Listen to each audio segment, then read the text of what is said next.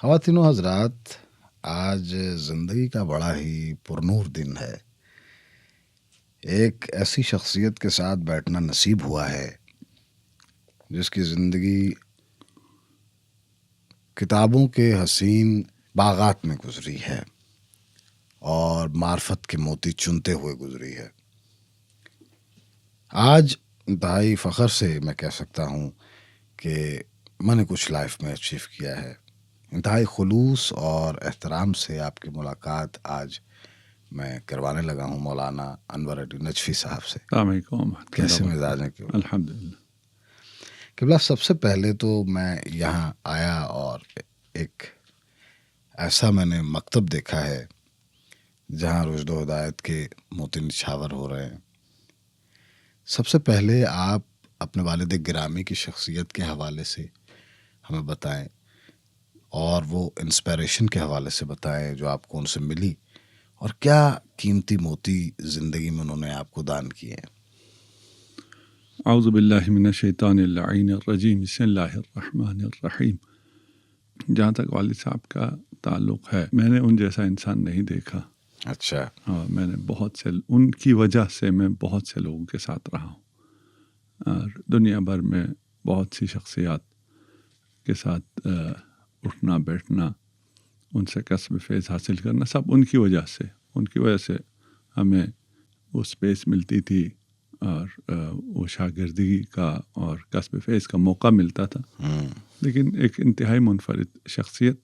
آپ قرآن اور اہل بیت سے جو تمسک کا حکم ہے اس پر بہت سختی سے عمل پیرا تھے، اور جتنا ایک انسان سے ہو سکتا ہے اتنا اس پر انہوں نے اپنی پوری زندگی عمل کیا ہے کہ وہ قرآن اور اہل بیت سے متمسک رہیں.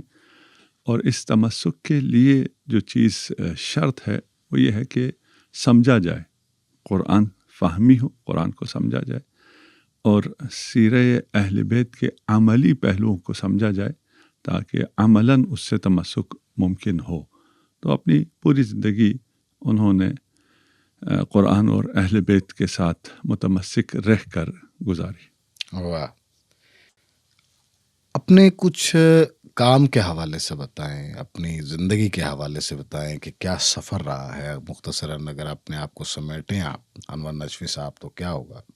میں تو کچھ بھی نہیں، میں نے نہ کچھ کیا نہ کچھ کر رہا ہوں. ایسا نہیں ہے سر.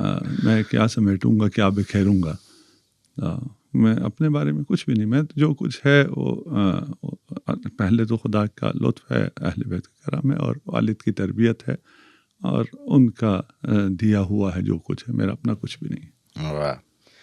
سر، اگر آج کی شیعت کے حوالے سے ہم دیکھیں تو بہت سے چیلنجز ہمیں درپیش ہیں.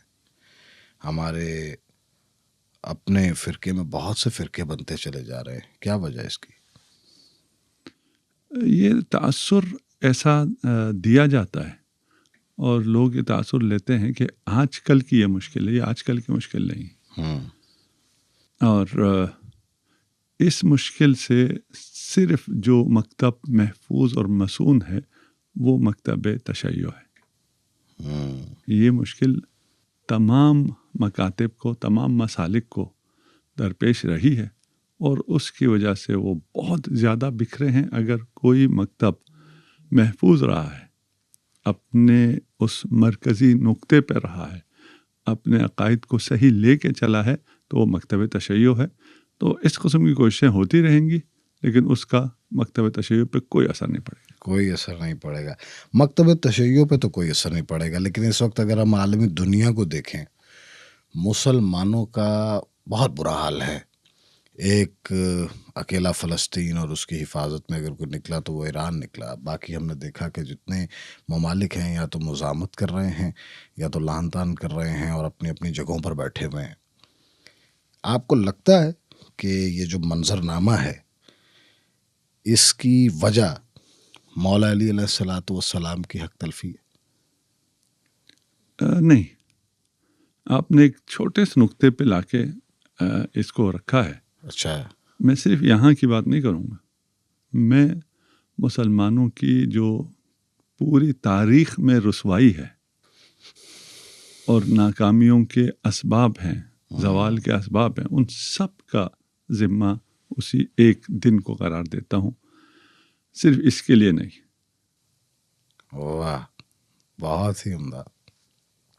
حضور امام عالی مقام کی اگر بات کی جائے، مولا علی علیہ السلام کی بات کی جائے، تو ہم نے یہ دیکھا کہ ہمارے ممبروں سے ہم بضد رہے ثابت کرنے کے لیے ان کی حقانیت، اور وہ جو سیرت ہے جس پر عمل پیرا ہو کر سلمان بنتے ہیں، ابوذر بنتے ہیں، مقداد بنتے ہیں، وہ کہیں پوشیدہ سی رہ گئی ہے۔ اس پر کیوں اتنی سراسل گفتگو سننے میں ہمیں نہیں آتی؟ ان واقعات کی طرف ہمیں بہت کم لایا جاتا ہے، کیا ریزن ہے اس کی؟ اس پہ عمل کرنے کے لیے سب سے پہلے سلمان کو ابوذر کو سمجھنا پڑتا ہے۔ واہ واہ واہ واہ واہ، جو سلمان ابوذر کو سمجھیں وہ یہاں تک آ سکتے ہیں، واہ واہ، اس کے بعد جو علی ابن ابی طالب کو سمجھے وہ اس سے آگے بڑھ سکتا ہے۔ واہ واہ واہ واہ، یہ ہر کسی کے بس میں ہے ہی نہیں۔ واہ واہ واہ واہ، یہ توقع ہی بیجا ہے کہ ہم کہیں کہ ہر شخص تشیع کا ہر فرد بوذر کیوں نہیں بنتا، تشیع کا ہر فرد سلمان کیوں نہیں بنتا؟ نہیں، ہر فرد ویسی سلمان اور بوذر بن جائیں تو وہ سلمان و بوذر نہ ہوئے۔ رہ گیا کہ عملی سیرت پر توجہ ہونی چاہیے جتنی، وہ نہیں ہے، یقیناً نہیں ہے۔ وہ یہ کمی، یہ کاستی، یہ چیزیں، یہ مشکلات رہتی ہیں، اور الحمدللہ ابھی بہت بہتری ہے۔ بہت بہترین۔ جیسے علم میں اضافہ ہو رہا ہے، انفارمیشن عام ہو رہی ہے، اور جو سطح عمومی ہے لوگوں کے شعور کی، تعلیم کی، وہ بلند ہو رہی ہے، تو لوگ اس طرف بھی متوجہ ہو رہے ہیں۔ اور میں اکثر یہ کہتا ہوں، جب مثلا امیر المومنین کے فضائل بیان کرتے ہیں تو وہ کچھ ایک خاص جملے یا خاص احادیث کو فضائل امیر المومنین سمجھتے ہیں، جبکہ وہ بھی ہیں، یقیناً ہیں، اور ان کو چھپانے کی سرتوڑ کوشش کے باوجود وہ عیاں رہے ہیں اور رہیں گے انشاءاللہ۔ لیکن صرف یہ نہیں ہے، عملی پہلو، امام کی سیرت کا پہلو، امام کے علم کا پہلو، یہ تمام ایسے درخشاں باب ہیں سیرت اہل بیت میں جسے پیش کرنے کی ضرورت ہے، اور جس کو کوئی چرا نہیں سکتا ہے۔ واہ، باقی فضائل کو چرانے کی کوشش کی ہے۔ مثلا اگر امیر المؤمنین علی ابن ابی طالب کا دروازہ کھلا رہا اور باقی سارے دروازے مسجد کی طرف بند کر دیے گئے، تو اس فضیلت کو چرانے کے لیے کہا کہ فلاں نے بھی ایک سوراخ نکال لیا تھا، اور مسجد کی طرف اس کا بھی ایک سوراخ تھا۔ اچھا، سوراخ تھا، اور اس سوراخ کی بنا پر اسے یہ فضیلت حاصل ہے۔ جب جی اگر جسے ایک سوراخ کی وجہ سے، جس میں سے وہ نہ آ سکتا، نہ وہ جا سکتا، نہ وہ اس کی طہارت پہ دلالت کرتا، نہ کوئی اور اس میں دلالت ہے، تو امیر المؤمنین کے دروازے کی وجہ سے امیر المؤمنین کی کوئی فضیلت ہے؟ کہتا نہیں، ان کی کوئی فضیلت نہیں۔ قبلہ بھی آپ بات کر رہے تھے کہ جہاں سے حق تلفی علی کا آغاز ہوا وہاں سے معاملات بگڑ گئے۔ آپ اس مینپولیشن کا آغاز کہاں سے دیکھتے ہیں؟ اس کا آغاز جب سے یہود کو پتہ چلا کہ نبوت بنی اسرائیل میں نہیں ہے، ارے واہ واہ واہ، وہاں سے یہود کی یہ سازشیں شروع ہو گئی، اور ان سازشوں کا پہلا رخ خود خاتم الانبیاء کی طرف تھا۔ اور جس دن انہوں نے یہ احتمال دیا کہ ہم خاتم کو نقصان نہیں پہنچا سکیں گے، اس دن سے انہوں نے وسیع خاتم کے خلاف اپنی سازشوں کا آغاز کیا۔ تو جناب ہاشم علیہ الصلاۃ والسلام کا وصال، یا جناب عبد المطلب علیہ السلام کا شام میں قیام کرنا آغاز میں، یہ ساری کڑیاں وہی ہیں۔ جناب عبداللہ علیہ السلام کی شہادت، اور اس کے بعد سرکار کے حوالے سے بھی جو واقعہ مشہور ہے کہ جبرائیل آئے، سینہ چیرا گیا اور دل کو دھویا گیا، اس طرح کے واقعات، اور کربلا تک اگر آ جائیں یا اس سے آگے ہمارے جو 11 ائمہ ہیں ان کی شہادت کا جو تسلسل ہے، وہی لابی تب سے کاربند ہے۔ شدید بارشوں کی وجہ سے امام بارگاہ خیمہ علی اکبر علیہ السلام شہید ہو گیا ہے۔